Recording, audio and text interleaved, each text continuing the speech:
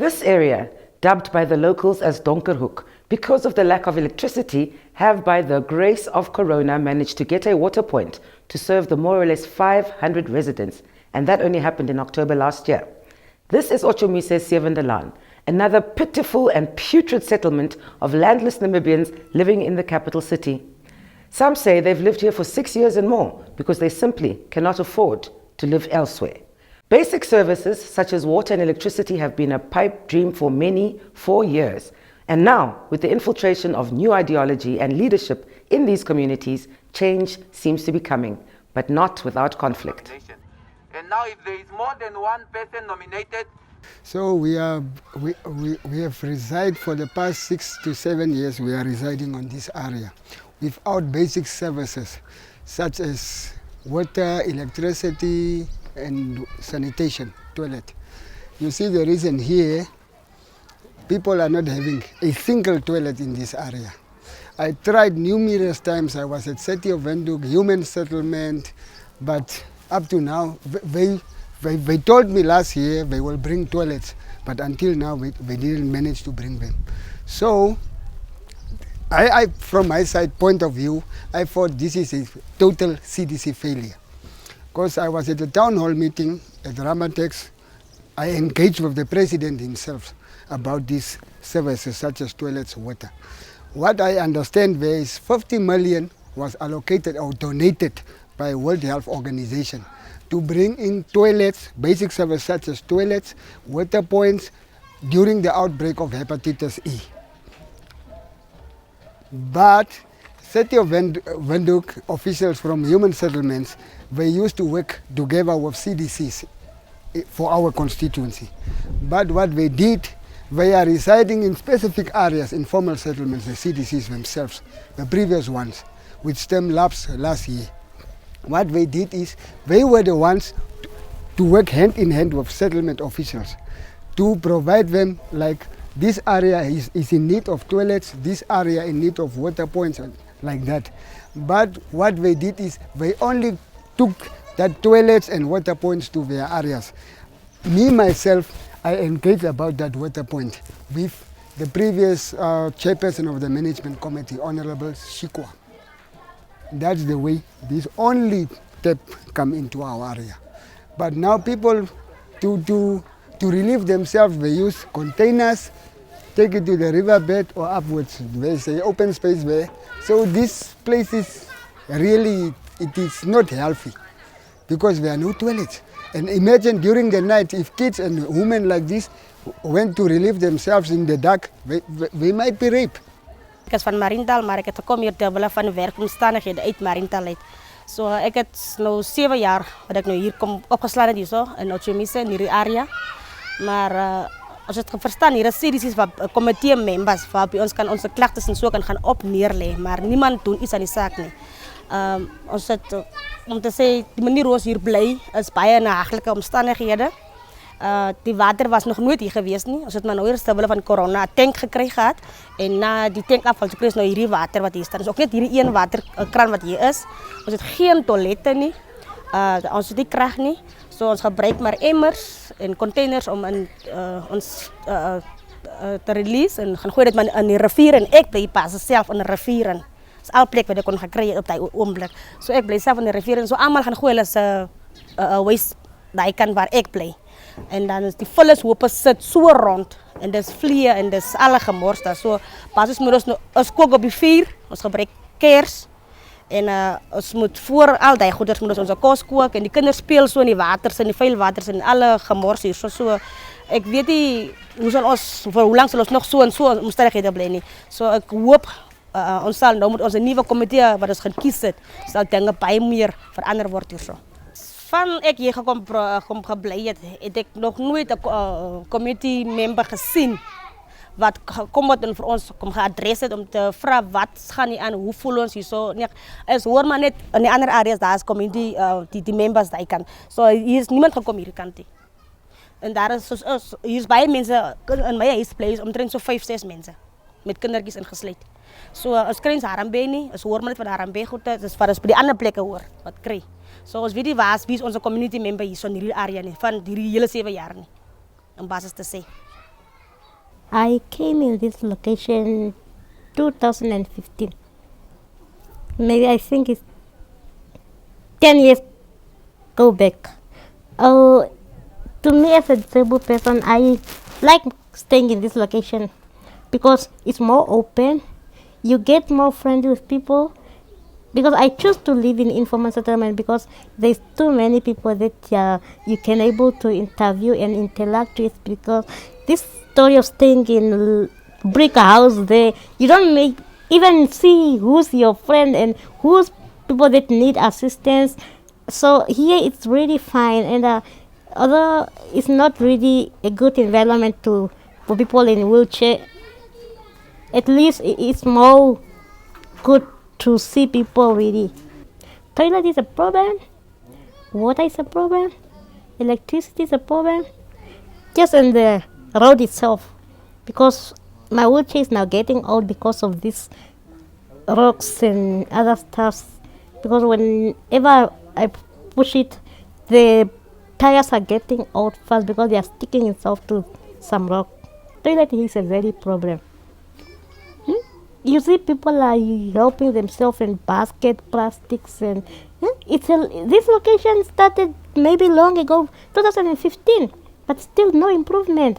There are a lot we are facing because there are a lot of challenges entering from the door of youth, especially when it comes to opportunities they were not privileged, for example.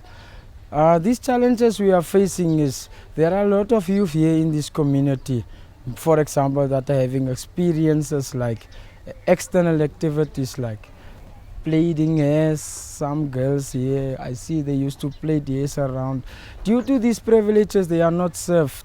They used to end up in external activities like these drunk activities, these drugs activities. And I'm like, we are not, like me, I'm not on money, for example.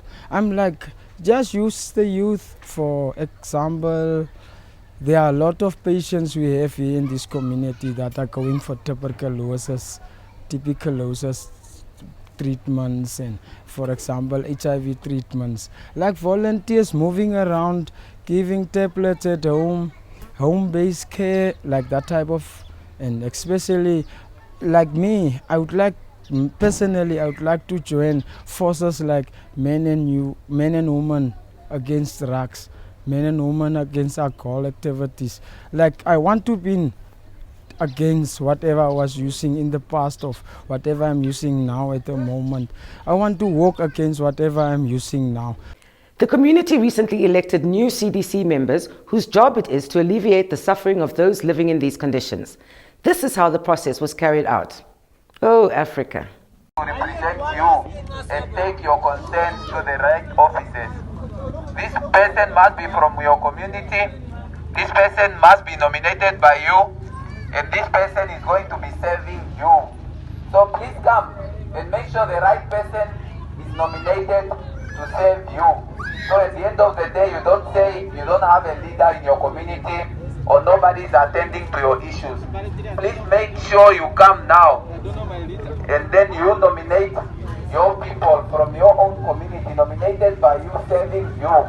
So please make your way here and come and do the nominations of your own person. It's a simple process. The nominations, the elections and everything can only be done by people that are residents of this area. Only them can participate either by nominating or by being nominated. Also, if there are more than one nomination, if there is elections, only for the people that reside in this area. Now we are saying the nomination process is as simple as someone standing up when the floor is open. Then you stand up and say, my name is who you mention your name. You give your ERF number. You give your ERF number, and then you then nominate the person that you want to nominate. So she's nominating herself, and then I'm saying, okay, anyone that wants to support her nomination. For the soup conveyance.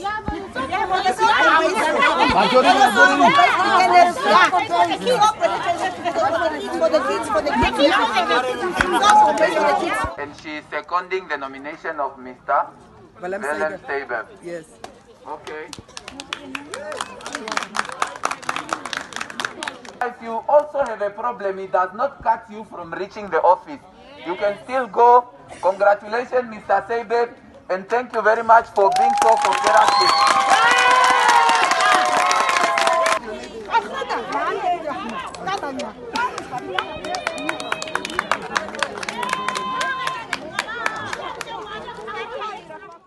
Elected under dubious circumstances himself, Sackaria Elago, an activist who became the Khomasdal constituency councillor following last year's regional council elections, explains how these elections are supposed to be run.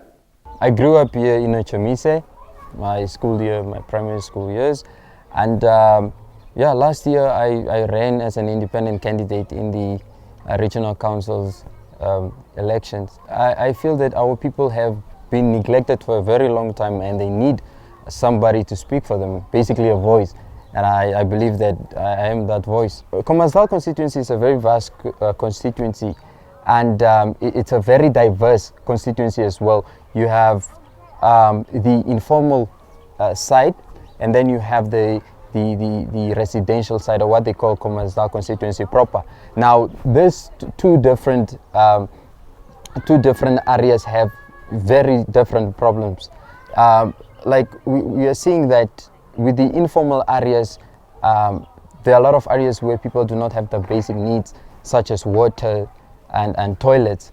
And then we also see that, you know, in the informal areas, like in Sevendeland and Astaland, there are no taxi ranks. So people have to pay double the taxi fare. And those are some of the issues that we are then fighting for. If you look at the residential side, the vendors are selling in the parking area. We need a market there. And then we also have the issue of the Rama tax. Now, Rama tax can be used for something productive, but it's lying there idle. The CDC, the Constituency Development Committee, is a committee that is supposed to represent the interest of residents within the constituency. Now, according to the decentralization policy, which is the guiding document to the establishment of the CDCs, it is clearly outlined that the committee should consist of not more than seven members, and not less than 7 members and not more than 17 members. Now, it is also clearly outlined in the document to who should be part of the committee. Now, what is currently happening here in the Khomasdal constituency is that the current councillor is using the CDC program as a tool of mobilization for the party. So what they are doing is they are making sure that these people in this committee are only SWAPO party members. And that is the problem that we have with these elections, because now they have set it up in such a way that only SWAPO members will get these positions. First of all, they did not notify the entire community to when the election is happening. They're supposed to go on radio, they're supposed to set up notice, go around in the community and make announcement. But they failed to do this. So what they have done is they have informed, the councillor has informed his close friends and people that are close to the party structures about the election. Like what happened in Chomise 3 is that a certain lady who is a friend of the councillor was the only one that was informed about this election. So she mobilized 7 people to go and vote for her at the councillor's office. She was declared the winner. Although elected during the shady process, Councillor Sackaria Elago has called for the nullification of the recently held CDC elections in the Khomasdal constituency for a number of reasons. This procedure brings chaos because and conflict between people, because now it is clearly evident to who you are voting for. And the reason why this secret ballot box is to protect that right. So the secret ballot box is an issue to us also, because we believe that your vote should be your secret. And also just to mention that I am also an elected member of the CDC. But even though I am elected, I am saying that this process is done wrongly because the whole process contravenes the policy. That is why I'm asking for the nullification of this. Even though I am elected, let it be nullified. Them doing this election, they are actually doing us a favor. Because apparently, according to what they are told, the councillor has the right to appoint anyone. So they went out of their way to organize these elections. I was able to get the schedule of the election. So what I did is I mobilized in advance. So just to show them that we know what's going on here in this community. So we mobilized our people and we went there. They delayed that election, my election, they delayed it 1 hour 30 minutes. Because we went to the venue at the Ochomisa Shatoto Hall. We were told by the administrator of the hall that they didn't book the hall and that we should go. We told our people to wait. 1 hour 30 minutes later they came. And when they came together with the other candidate that's supposed to run for the area. But then our people were more than the people of the other candidate. That's how I was selected into this. Because I mobilized in those areas and told them that this is what is going on, my people. Let us go there in numbers.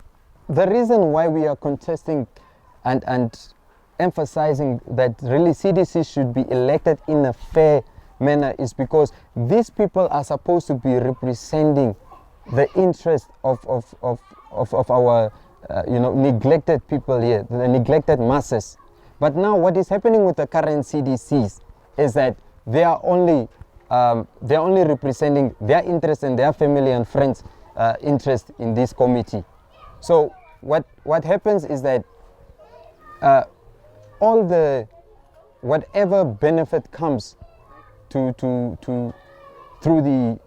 the councillor's office, even scholarships, not everybody, like people here, not everybody has social media or resources to see that there are what scholarships and those kind of things that are out there. So now the councillor's office, what they do is, the CDCs are the first ones to receive this information. So what they do is they make sure that their people are informed about these scholarships. So only they will benefit. When it comes to Harambe food, the CDCs are the ones distributing that food. They are the ones to write the people's names on those lists. And they are the ones who distribute. So now they make sure that people close to them are the only ones that are benefiting. And it is clearly so that they even make sure that people that have not voted for SWAPO will not benefit from those Harambe. Abraham Itenge compiled the videos of the election process. Basically, I just took those videos as evidence to how the CDC election is taking place. So tried my best to actually capture the moments of how they were conducting the CDCs. Tried to see if they had enough announcement to the community before they actually conducted their elections, and just showcase the whole nomination process. Some venues you could see that the community was not really aware or notified in time of the whole process. So there were always some late comings, and at some point also there is no, you could see that the process was not really well organized. The planning was really poor because there was always disruption here and there amongst the community with the officials conducting the elections. They were also not punctual at some venues, which made the community really angry, because people have things to do at their house, and to come at the venue and wait for the officials again, it's really disappointing. There was no cooperation amongst the community themselves because of them not being aware of the event happening. They just notified on the spot because I remember at the venue I went.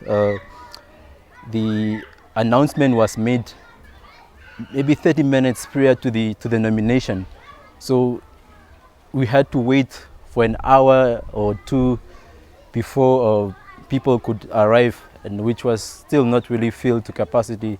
Yeah, the process was not to standard, I would say, and also I think it was not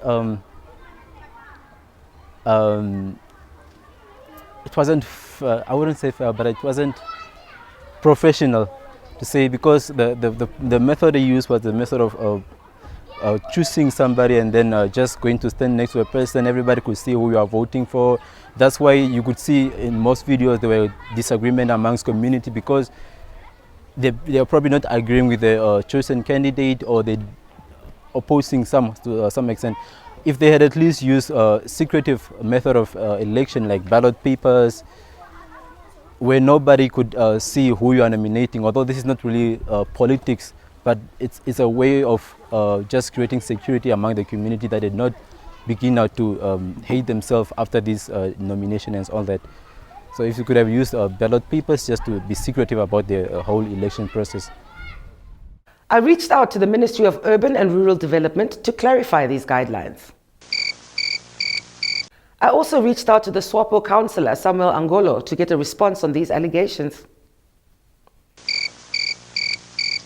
The mayor of the city of Windhoek, Jobo Mapanda, recently paid the community a visit, and I asked him what his plans to dignify these people's living condition is.